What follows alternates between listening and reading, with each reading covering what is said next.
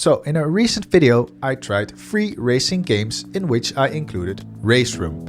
And even though it's very clear to me the game is wonderfully made, I concluded downloading this game just for the free content might not be worth it. So yeah, that caused quite a bit of comments from you all saying you love Raceroom, Raceroom is your favorite sim and that it's underrated.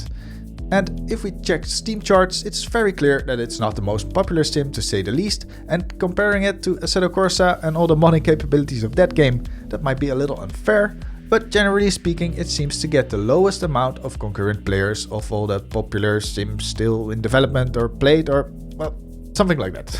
So is Raceroom truly underrated? I bought some of the content to see. Let's find out if it is. Okay, Harry, get ready. Green, green, green.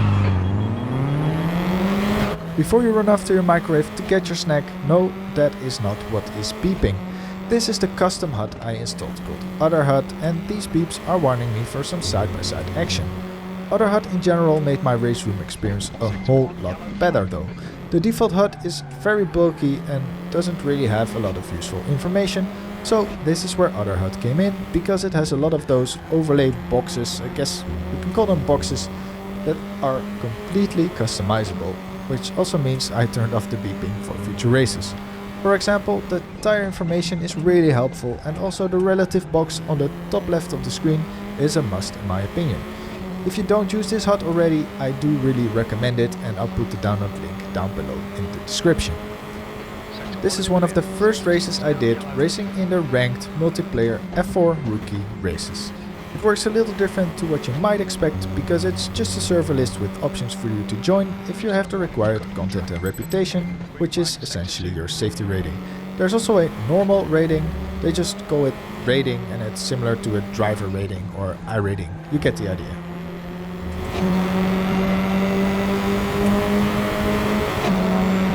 Fastest lap for 45.58. Matching race pace. Something that definitely stands out in the ranked multiplayer of Raceroom is the track rotation. Most of the other racing sims out there with a similar online system rotate one track every week. On Raceroom they rotate the track after every race, which is a nice change of pace for sure. With only 15 minutes of practice, adaptability is suddenly more important than ever. I couldn't find anything about season championships within these ranked races, so I guess they just change up the schedule every 2 weeks and that's it.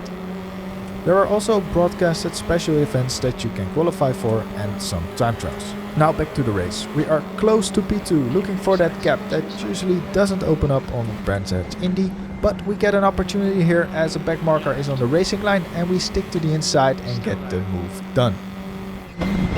He's still there. Clear left. Well done, Harry. Nice move, mate. The gap to Roulet ahead is now 0.9.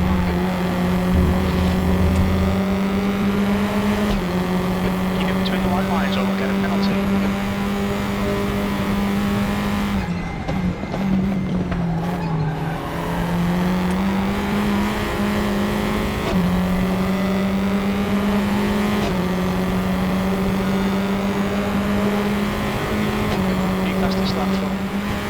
We're running on fumes, mate.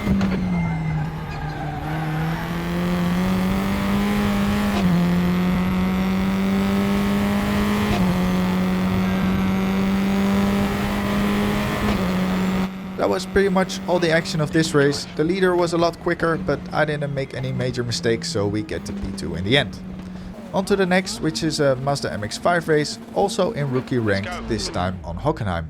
And this is also the moment I started to think that Raceroom is truly underrated, and you guys were right. I'll explain. I joined this race while qualifying was already underway with roughly 5 minutes to go when I crossed the start-finish line for my first attempt. There were 12 players in this lobby, of which 5 failed to set a quali time, and without any prior experience I managed P2. I'll put up the results real quick. If we put this into perspective, it's kinda ridiculous really. At the same time there were 26 splits of 12 players, so over 300 total racing the MX-5 Rookie Cup on iRacing. In all honesty, it's clear to see that iRacing offers the most complete package as an online service, and many reasons spring to mind why iRacing is the more popular option, but the difference is just insane, especially if you consider the physics and force feedback. Still there. He's still there. Raceroom was recently updated to a new tire model, and to me it feels great. I haven't had much experience with the old tire versions, so I can't elaborate on the differences between them, but if I had to pick one word to describe the new tire model, I would pick, and this is hard for me as a Dutchie, communicative. Communicative. As always, I'm not trying to end up in the realism discussion since that has no end really, but what I can say is this, and I'll use iRacing as an example because that is simply the sim I play the most. In iRacing, I can sometimes randomly win a 10th in a corner compared to my best lap delta. If I try to replicate what I did the next lap, I usually end up losing that 10th even though it felt like I did the same inputs. Obviously, I can check the telemetry data to see what exactly caused that time gain, but feeling it was almost impossible. In Raceroom, I always instantly know by feeling whether a corner is better or worse compared to my best lap delta, and that is just very rewarding whenever I get a corner exactly right. It almost feels like Live for Speed to me sometimes, and that is a huge compliment.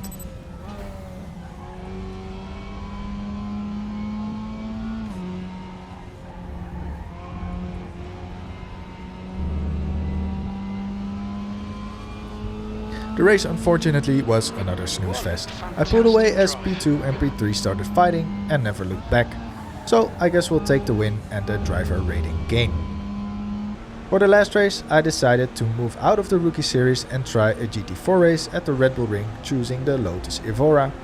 Mostly because I've never tried this car in any other sim. Since this isn't the Rookie Series anymore, setups are now open and generally the races are longer in length.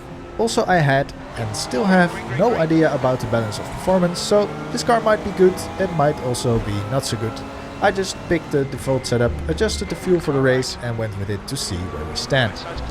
Now I do think that Raceroom really excels in the area of content variety. There are tracks that I haven't seen as official content in any other games like TT Circuit Asse, Most, Bilsterberg and all the Scandinavian tracks that were in the STCC games. If I counted correct, there are 8 different GT4 cars, which is such a nice variety to create an amazing grid for online races. One can only fantasize about, because unfortunately I can't seem to find any full ranked races or an active league to join on, for example, Grid Finder. So this race was more interesting compared to the other races for sure. I qualified in P5, but as you saw with a nice move around the outside of turn 1, we made up a position. I was struggling a bit to find a rhythm in this car track combination. The car seemed to be understeering and oversteering from time to time. Probably just a skill issue and maybe a bit of tire pressures and temperatures. But to be honest, I always felt like I knew what inputs to adjust for the next lap. And this exactly kept me coming back to Raceroom. I initially planned just to do the races that were needed to create a video, but I ended up doing way more just to see if I could improve. Mostly ranked F4 races because they seem to get the best participation, and also that car is honestly a blast to drive. Above all, I felt immersed in the races, and that is the most important thing after all. You can have the best graphics, 500 people signing up for the same time slot, but in the end, if you're not immersed, you will enjoy the racing less.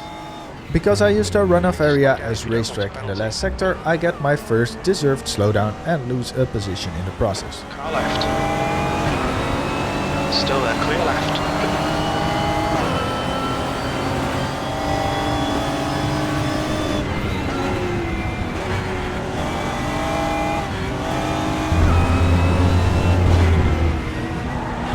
Incident in Sector 3. Sector 3 is yellow. New fastest lap for Felipe, 137.42. Big P6, Binder in, turn 8. Okay, Harry, 15 minutes left. That's 15 minutes. Come on, let's put this hard work to good use. Your lap time on your right. Clear right.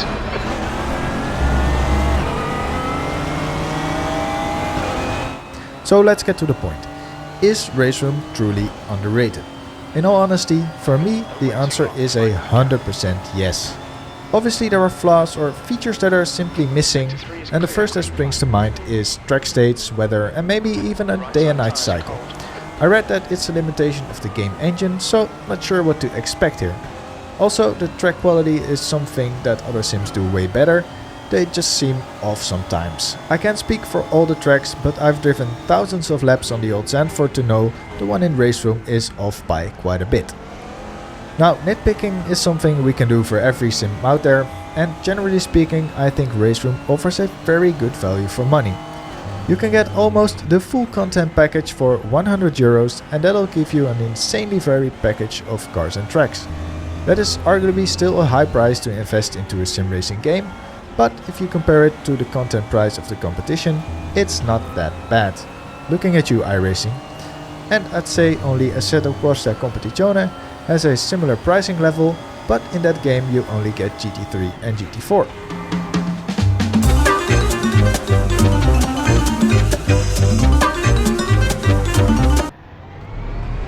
We've had a cut warning. Keep it tidy, please, Harry. Incident clear. Green flag.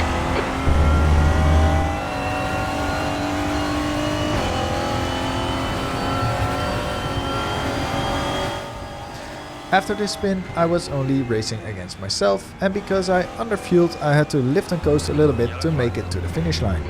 On the inside of the last corner, there was a little surprise waiting for me as the crashed Mercedes bumped me up to finish in P4. Come on. P4, and there's the finish. Good result, mate. Well done. So, Raceroom. I must admit, I love driving this game. Every car feels so connected and sounds amazing. It's honestly so immersive on one side, but then on the other side I'm scrolling through the server list, seeing a total of 30 people online in all the ranked servers, and I think, what's the point?